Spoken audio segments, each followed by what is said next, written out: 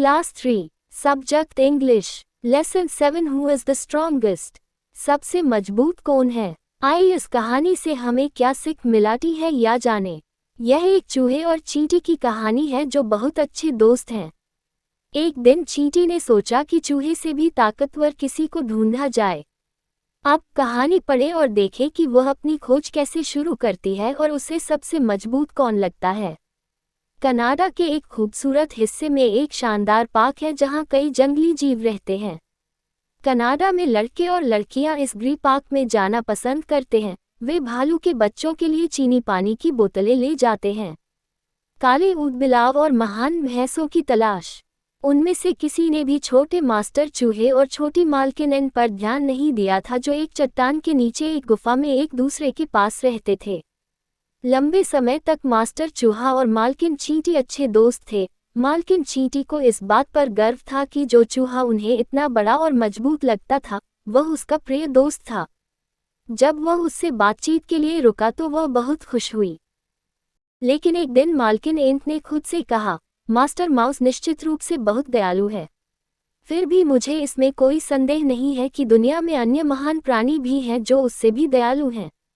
हाँ, छोटी मालकिन एंट ने अपना छोटा सा सिर हिलाते हुए कहा, मुझे यकीन है कि मैं दुनिया में कई अन्य महान दोस्तों का पता लगा सकती हूँ।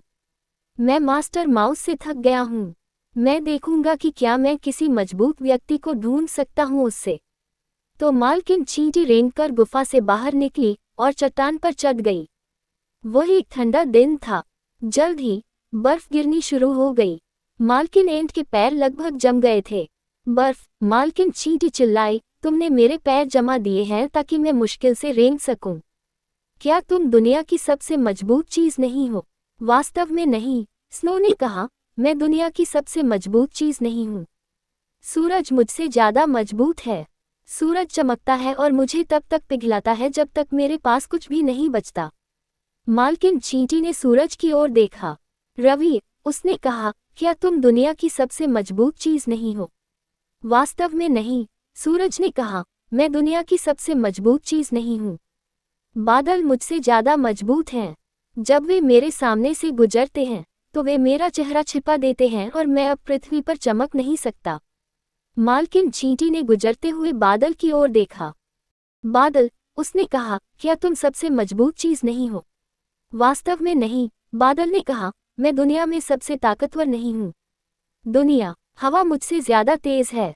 जब हवा हो, मुझे अपनी परेशानी में चींटी ने हवा से पूछा, ओह हवा, मुझे अपनी दिशा में ले जाती है। दुनिया की सबसे ताकतवर चीज नहीं। वास्तव में नहीं, पवन ने कहा, मैं दुनिया में सबसे ताकतवर नहीं हूँ। एक घर मुझसे ज्यादा मजबूत है। कितना भी झटका हो, एक घर मुझे एक तरफ कर सकता है और दूसरे को उड़ाने पर मजबूर कर सकता है। मालकिन एंट ने रास्ते में एक बड़े घर पर नजर डाली। घर, उसने कहा, क्या तुम दुनिया की सबसे मजबूत चीज नहीं हो। वास्तव में नहीं, सदन ने कहा, मैं दुनिया में सबसे ताकतवर नहीं हूँ।